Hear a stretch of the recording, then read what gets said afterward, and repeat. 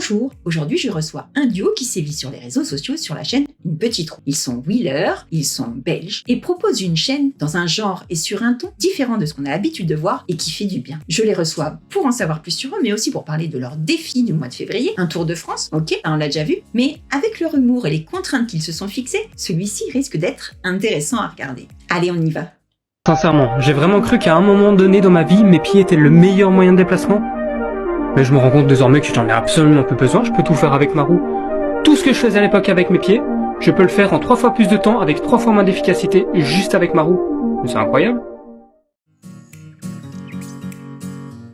Moi, c'est Guillaume, lui, c'est François. Ouais, et on est belge, de la région de Namur. On tient la chaîne Une Petite Roue, qui est sur TikTok, sur YouTube et sur Instagram, où on a quand même déjà 50 abonnés. C'est notre bébé malade, lui. On avait pensé au Tour de Belgique, pour être sincère. Mais il va pleuvoir un peu beaucoup et ce sera pas très long comme tour.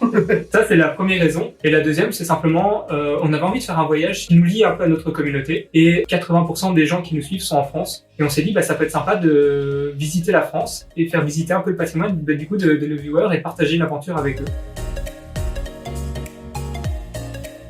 On n'a pas la prétention simplement de révolutionner les Tours de France, ça a déjà été fait. Mais voilà, on s'est posé des contraintes qui rendent les défis un peu plus intéressants, un peu plus palpables. On en a posé 3. La première, c'est on n'a rien le droit d'utiliser comme autre véhicule que la gyroroue. Et nos pieds. Et nos pieds. Parce que si on n'a plus de batterie et si on peut plus se déplacer, c'est un peu dommage. Ça va être un peu chiant, en effet. Ensuite, le deuxième, c'est une contrainte de temps.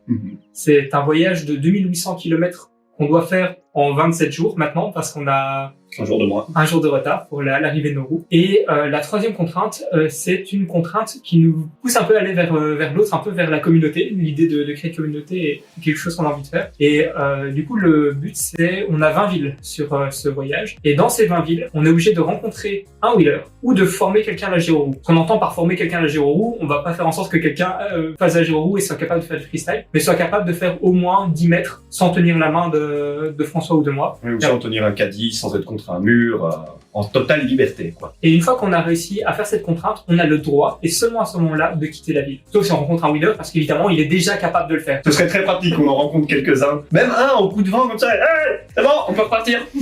Pour moi, ça marche. Pour moi, ça marche aussi. Comment vous allez nous suivre? Ce sera sur les réseaux sociaux, sur TikTok déjà pour commencer, sur YouTube aussi, j'imagine. Ouais, le contenu que je sors sur TikTok, enfin qu'on sort sur TikTok, je le sors aussi sur YouTube. On partirait sur 3 vidéos par jour, YouTube, TikTok, ça c'est sûr. Et à la fin du voyage, une grosse vidéo sur YouTube qui résumera l'entièreté du voyage. Ouais.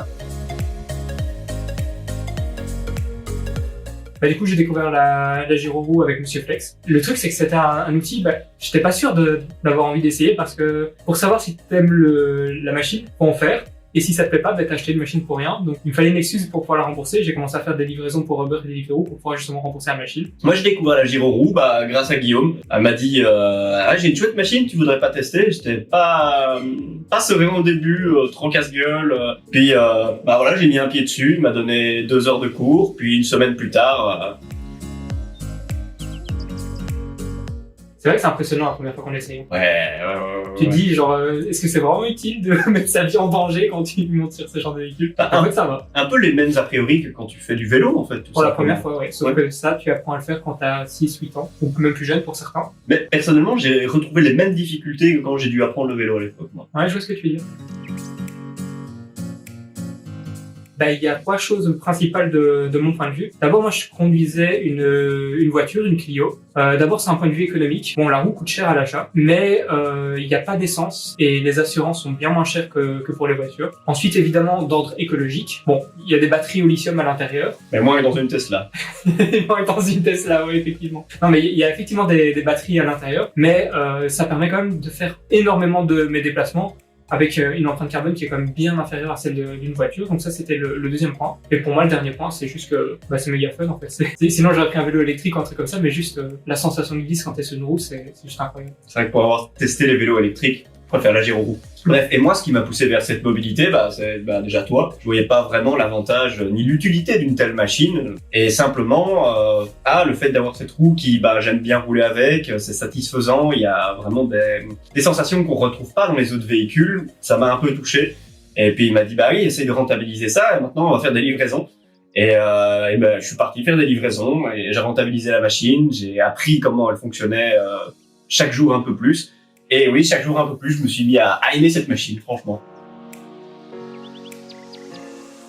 Je travaille en tant que livreur pour une brasserie et ça me permet tout simplement d'aller travailler. Je fais 30 km par jour au total pour l'aller-retour. J'y vais qu'il fasse jour, nuit, qu'il pleuve ou qu'il neige. Et pour le loisir, tout simplement pendant nos vidéos en fait. Même chose pour moi, utilisation quotidienne. Je l'utilise tous les jours pour aller faire mes courses, pour aller à la piscine quand j'ai envie d'aller à la piscine, quand j'ai besoin de faire mes livraisons, quand j'ai besoin d'aller chercher à manger. J'utilise en effet comme toi, qu'il pleuve, qu'il vente, qu'il neige, qu'il gèle. C'est mon objet de tous les jours, vraiment, c'est ma machine de tous les jours. La gyro, c'est vraiment le fond, c'est le thème de notre chaîne, mais on n'avait pas envie de se contenter à juste une chaîne qui fait du freestyle, comme on peut en voir beaucoup, et c'est surchargé. Pareil pour les chaînes de voyage, hein, ça fait partie de ce qu'on a envie de faire, voyager. On n'a pas envie que ce soit que ça, parce qu'on adore mettre quelque chose un peu personnel dans nos vidéos, genre vraiment quelque chose qui vient de nous. On voit un peu ce qui nous plaît, ce qui plaît aux gens, et on accorde un peu en fonction. Et on met aussi de l'humour dans nos vidéos parce que juste François et moi, on adore en fait. Et parce qu'on est très rigolo. On est très rigolo. François et moi, on adore faire des blagues, déconner, genre juste s'amuser. Et c'est vrai que on a vu aussi que le sujet avait jamais été développé sur les réseaux. On s'est dit, voilà, on n'a pas encore les compétences des grands. On découvre aussi les codes du montage et des vidéos. Donc nos vidéos sont pas parfaites et ça permettait juste d'apporter un vent de fraîcheur, je trouve, dans le milieu. Si vous voulez nous rencontrer pendant le voyage, si on passe par l'une de vos villes, c'est possible. Mais on fera pas demi-tour pour vous. On fera pas demi-tour, mais si vous mettez un commentaire dans la vidéo du Tour de France sur TikTok ou sur YouTube, on les lit tous les jours et on vous enverra un message par rapport à ça pour vous dire qu'on passe par votre ville à ce moment.